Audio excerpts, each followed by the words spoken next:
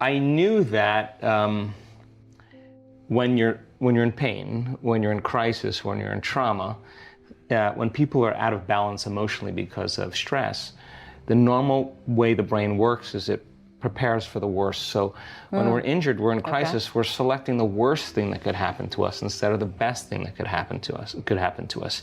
And when you select that future, there's an emotional response like fear or anxiety. Turns out that those chemicals give the body an arousal, and they give them a rush, give us a rush. So here I am trying to focus on what I do want to have happen. Right. But my brain keeps going back to what I don't want to have happen. So Sure. 6.5 weeks of a dark night of the soul, because I had to train my brain, and I knew if I said the design has to be pure, it has to be complete, I have to reconstruct every vertebrae. If I lose my focus and I start thinking about living in a wheelchair, whoops, that's the wrong signal. So just by intuition, I started working on my presence, my ability to pay attention and stay present. And every time I lost the present moment, I would come back. And I started to notice that when I got frustrated and I did it, would get worse. When I just noticed that it happened and I came back, non-judgment observation. Yeah, there was just no emotional reaction. There was no charge, and I was able to navigate. And at the end of 6 weeks, I just felt like I hit a tennis ball in the sweet spot. So were you just, so was this meditation, pure just meditation, or was this intentional of a visualization of something? It was both. Visualizing? It was both. I knew that I'd have to first get in the present moment. Yeah. You know when someone's present with you in your life because they're paying attention. You know when they're not present with you, they're not paying attention. So this is an intelligence. I got to be present with it and create a very clear design. So then I would have to, what I knew from my background in hypnosis is I would have to slow my brain waves down, get beyond my analytical mind. Now, once I'm in that state, I would have a clear intention, a very clear intention and very clear focus. And when I started doing it well, my emotional state started to change. Instead of feeling frustrated, fearful, impatient, resentful, I was feeling joy and freedom, and because I was suppressing those emotional states every time I got present, because those emotions bring us back to the past. So I had to work over time. And what I didn't know that I was doing the whole entire time was I was improving my brain's ability to pay attention and focus. That means I could visualize better. Yeah. But secondly, more importantly, I was able to relax more into the present moment. And by doing that and holding a very clear picture, I started to notice very strong changes in my brain. I was laying down new circuits. I was creating a new mind, and nerve cells that fire together wire together. If you keep doing it, just like driving a race car, it's going to get easier because you become what you practice. But you got to pay attention. You got to repeat it. You got to learn. You got to keep experiencing. So at the end of 6 weeks, it just kind of all came together. But those 6 weeks, I was struggling because it was just kind of this unlearning process. It was pruning neurological, breaking habits of thought and emotions.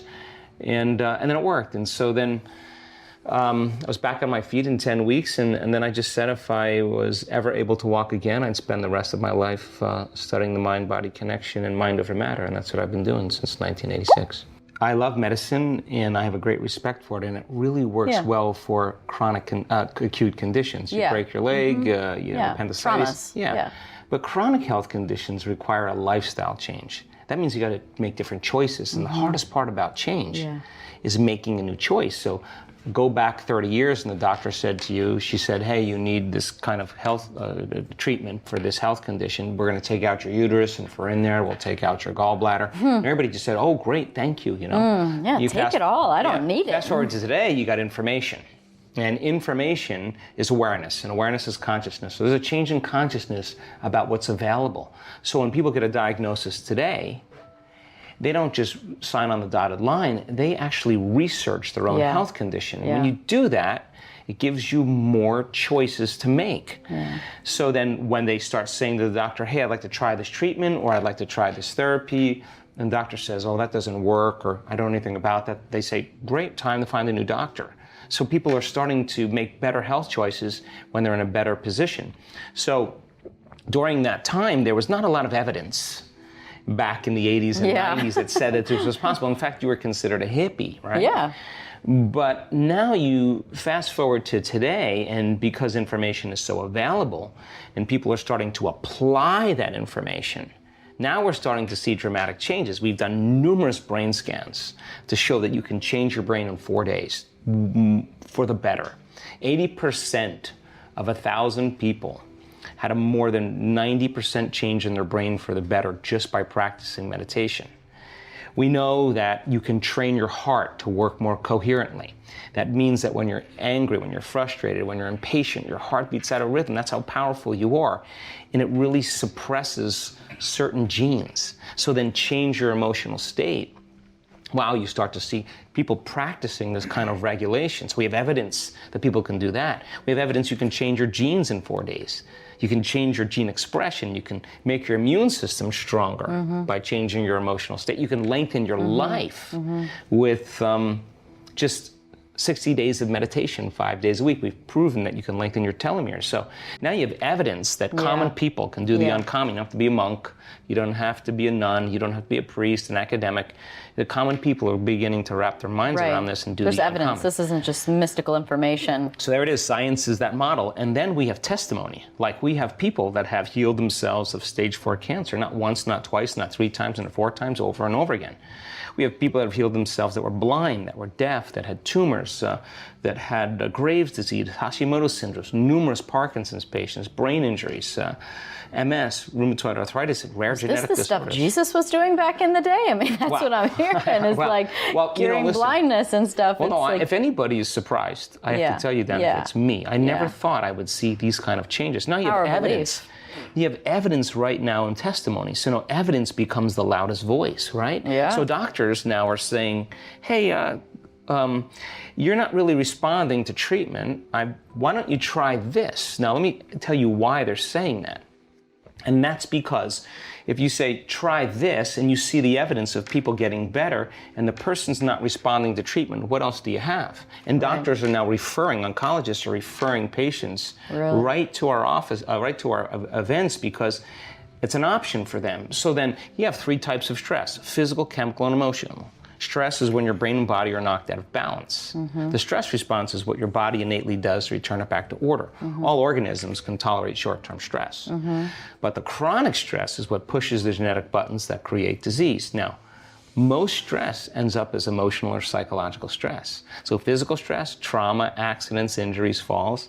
Chemical stress, toxins, pesticides, pollutants, bacteria, viruses, molds, hangovers. And then you have emotional stress, family tragedies, second mortgages, single parenting, 401ks, traffic, whatever.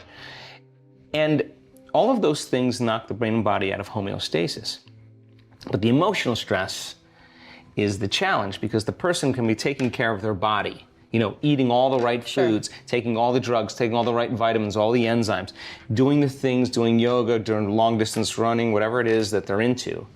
But if they're living in constant fear because of some threat in their outer world that's either real or imagined, or they're so mismanaging of their thoughts that those thoughts keep producing the fear, so they're turning on that stress response by thought alone, then they could eat the most organic, healthy diet, do all the right exercise, but the body's living in survival because that's stress. So now you're mobilizing all this energy for some threat in your outer world. And there's no energy in your inner world for growth and repair. And so your body is actually utilizing all of its vital resources when it's feeling fear, when it's feeling aggression or anger, when it's feeling pain and suffering. The body is mobilizing enormous amounts of resources. If you're being chased by a tiger, you're not going to use 20% of your resources. You're going to go all in, right? So then what if it's not a tiger? What if it's just traffic? So what was once highly adaptive becomes very maladaptive. And when you turn on the stress response and you can't turn it off, now you're headed for disease.